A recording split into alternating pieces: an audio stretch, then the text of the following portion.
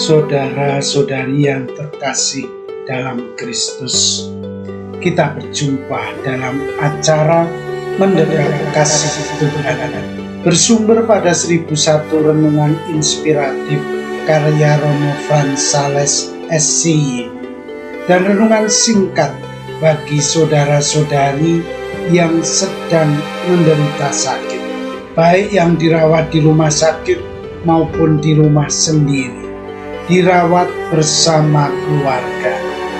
Dengan saya, Romo Valentinus Tejantara SCY dari komunitas SCY Teluk Betung, Lampung. Pada hari ini kita ingin merenungkan tema kejujuran itu bersumber dari hati yang jernih. Beberapa waktu lalu seorang gadis ingin sekali memiliki sensei. Dia berusaha mengikuti semua aturan, termasuk mengikuti ujian tertulis dan praktek. Ujian tertulis dia lalui dengan sangat memuaskan. Semua soal yang diberikan dia jawab dengan baik dan semuanya benar. Namun apalah dia gagal di ujian praktek. Dia gagal di ujian praktek membawa motor di jalur siksa. Salah satu kakinya menyentuh aspal di tempat ujian itu. Karena gagal, dia pun berusaha menyogok petugas polisi yang mengujinya. Dalam bayangannya, polisi itu akan mau meluluskannya, tapi anggapannya salah. Justru dia dinasehati petugas polisi itu karena berusaha menyogoknya. Seolah tidak ada jalan lagi, dia mengeluh, "Duh, susahnya membuat SIM."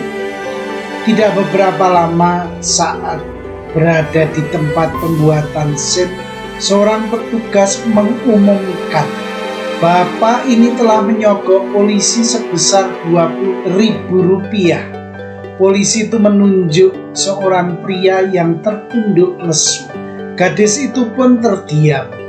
Seandainya polisi yang dia coba sogok itu terima saja uangnya, mungkin dia juga akan diumumkan seperti pria itu.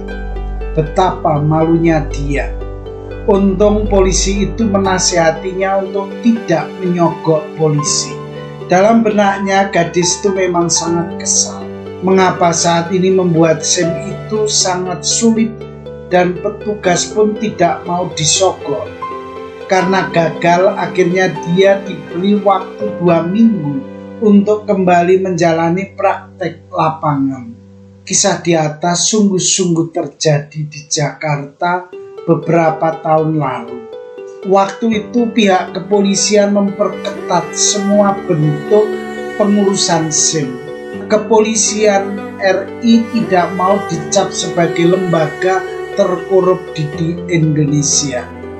Mereka mulai berusaha untuk membersihkan diri. Saudara dan saudari yang dikasihi Tuhan, sogok menyogok memang sering terjadi dalam kehidupan sehari-hari untuk memperlancar usaha. Orang berani mengeluarkan uang dalam jumlah besar sebagai pelicin. Demi sepucuk surat izin, orang berani melakukan apa saja, termasuk menyogok. Sebenarnya sogok menyogok itu menghilangkan suasana fairness, suasana sehat dalam bersaing. Orang ingin menang sendiri. Orang mau memaksakan kemauannya sendiri. Tentu kondisi seperti ini menghalangi kemampuan orang lain untuk bersaing secara sehat, secara jujur. Karena itu kejujuran mesti diutamakan. Kalau polisi sudah mulai menciptakan ketidakjujuran dengan menolak pembuatan SIM, kita berharap bahwa akan banyak aspek kehidupan terjadi dalam suasana yang jujur pula. Sebagai orang yang beriman kepada Tuhan, kita mesti belajar untuk mengendalikan diri kita.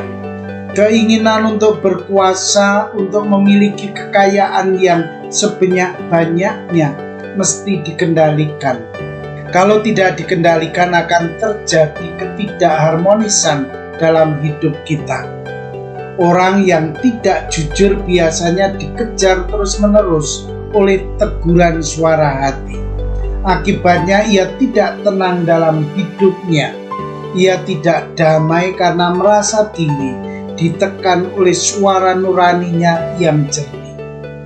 Mari kita berusaha jujur dalam hidup kita. Kita berusaha untuk senantiasa memiliki hati nurani yang jernih.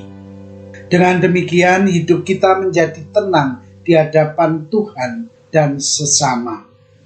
Saudara dan saudari yang terkasih, marilah mengakhiri renungan singkat kita dengan menyatukan iman, harapan, dan kasih kita kepada Tuhan. Akhirnya, berkat dan doaku selalu menyertai Anda yang sedang sakit.